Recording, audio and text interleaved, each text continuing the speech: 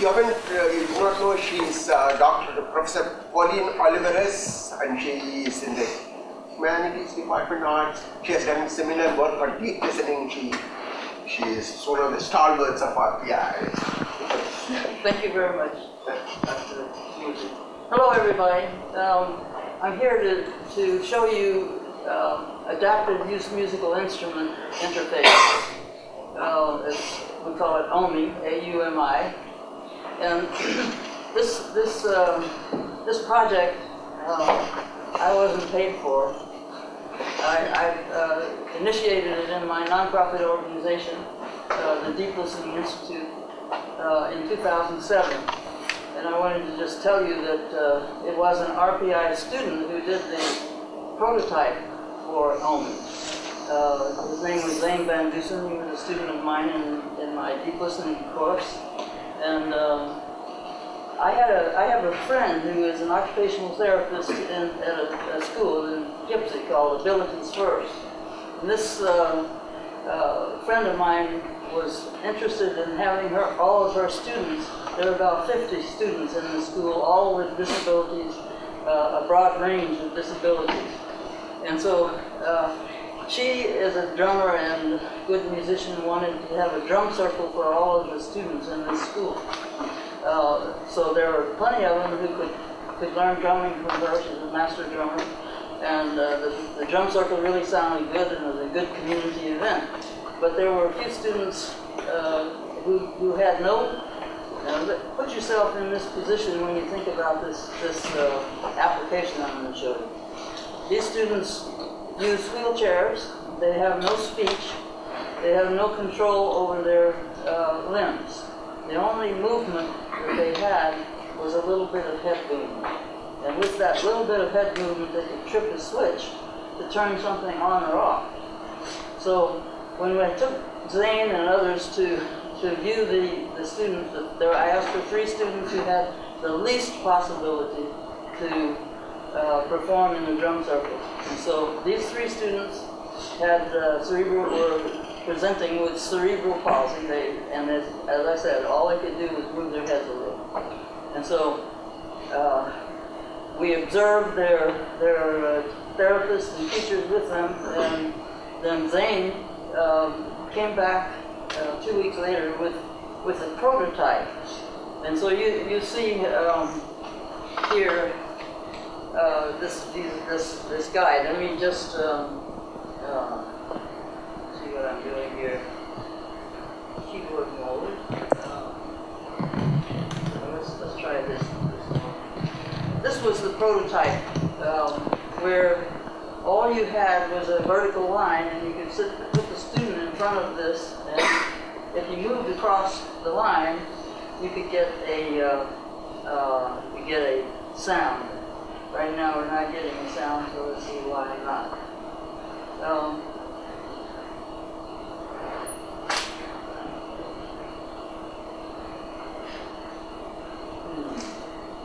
This way, we're not getting sound out. Let's see if the system preferences first. You have a volume control that I don't know about.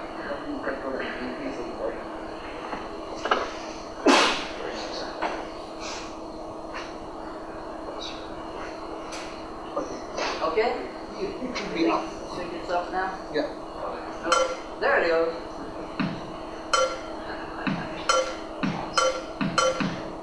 So you see that with very slight movement, you can get sound. And I have to tell you that the first time at the school, each one of these 3 students sat down, and they were able to do this immediately. And this was the first time that any of those students had done something like that independently to make a sound, right? And it was really extraordinary, and it was very moving to see them do that. So, as we have gone on, so this is only one division, but you can have more than one. You can have up to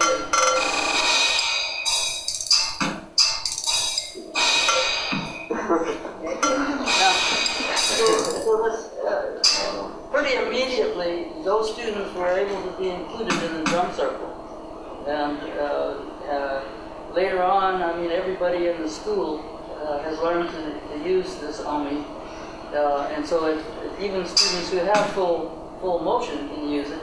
And it also is good for just for picking up movement. Dancers can dance and the movement be picked up with this.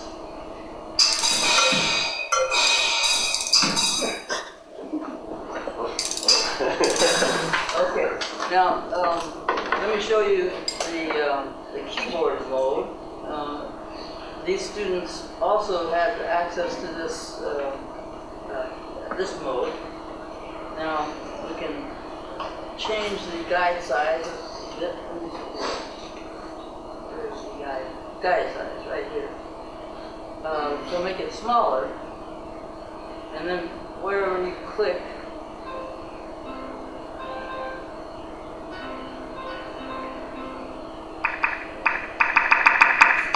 more sound.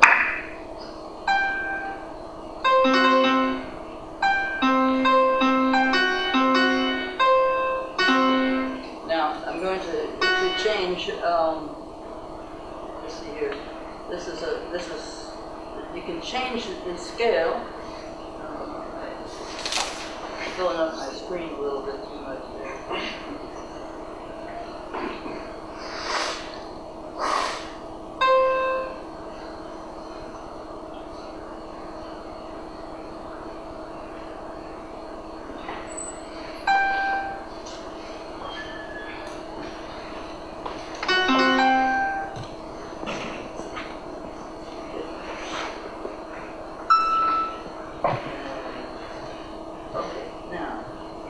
One thing that the kids like a lot is the different kinds of sounds that you can program. So, let's see, they love this.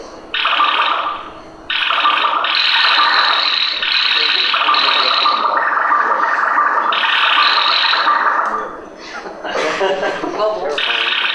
And a lot of the kids, of course, love this.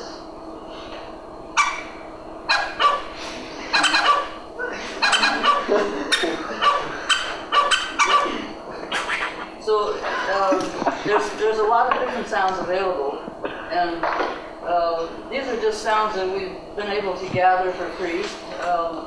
We would like to have available. Now, the keyboard worked for these three kids as well because they could move their head along the keys, like I was doing, and play melodies or play sounds like this and so forth. But I wanted to tell you that this is all done in Max MSP. How many of you program in Max MSP? Any of you? You do. I've used it before. I try to stay away from it because it's not open source and it costs quite a bit. So one of the things that we would like to do is to transfer this Max MSP program to open source. So that's one project that would be very, very helpful if we could do that, because then we would open it up to so many more programs.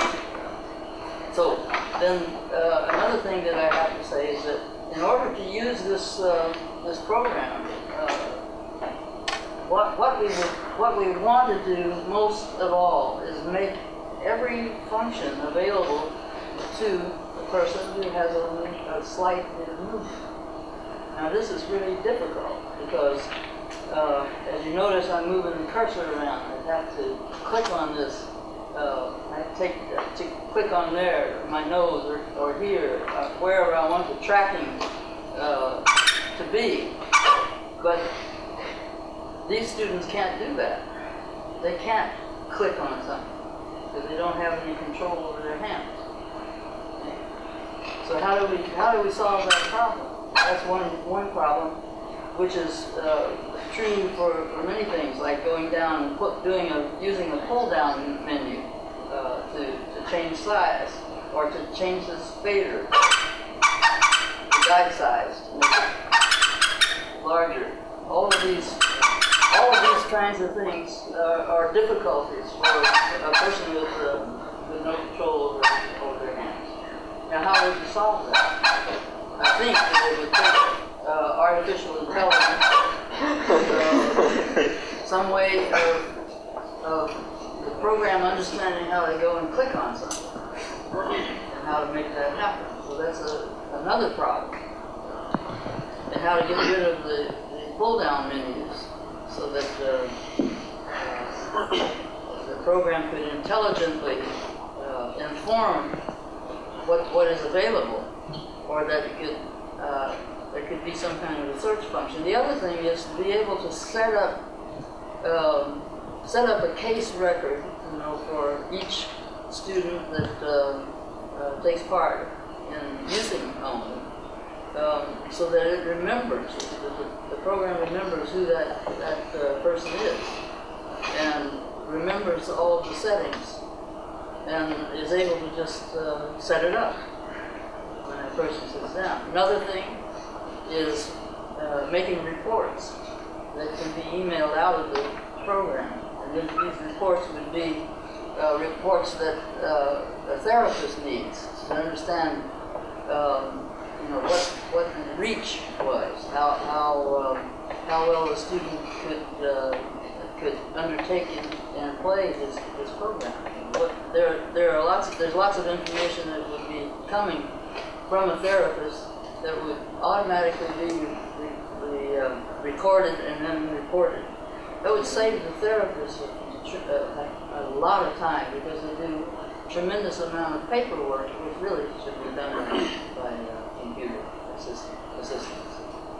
And that goes for our own digital measures that we have to fill out. I agree. Okay. So, let me see what happened. I'll show you.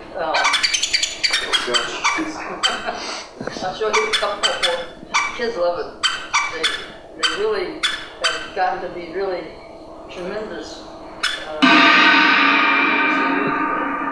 This is another mode. This is called the relative movement mode, and so there's no guidelines. Just find out where the sounds are.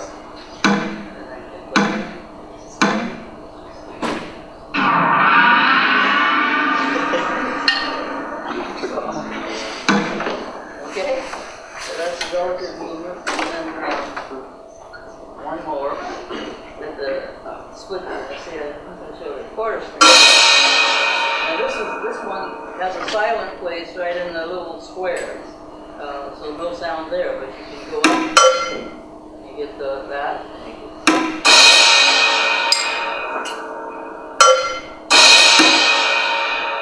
Here you're silent. Okay. It's very wonderful how intelligent these students are, and how they're able to do this with they're not able to speak, but they can understand almost immediately what to do and how to make this program work for them. How are we doing with time now? About it? Yeah. That's, if you have any questions and you want to join the project, which I would encourage many of you to do, this will be a useful thing for the. Well, we would be very grateful for any kind of help. And one last thing I will say is, and I have a jump drive, there's a Windows version of this. And we being Mac idiots don't have access to PC. And if anybody would be willing to try out the OMI on their PC and let's see if it's working properly, I can put it on the jump drive and give it to you right now. Anybody, can you take it? Yeah. So okay, good. I will do that. What we do is give it and then put it in a drop. How can we distribute it? Yeah, freely. Okay. So we'll put it in a Dropbox and then have it have it accessible. I'll send an email that you can download it and test it out. Okay, that's very good because we really need to know if it's working properly. So this is the way when we make a connection with other departments. So computer science, we should not always think. My own impression is we should never think inwards. We should always take problems from outside. All it will have a greater impact. That would be my own feeling, but I may be wrong in that. But I was going to ask one quick question. So development on this is not going on at all? Here's how we're doing it. I saw that there were many technologies that they were using where they were ripped off terribly with the cost of it. And so I decided to make this application free. It's on our website, deeplistening.org, and anybody can download it for free. We just released only 3.0, and that's the Windows version that I'm going to get. Actually, I can put both Mac and I'll do that.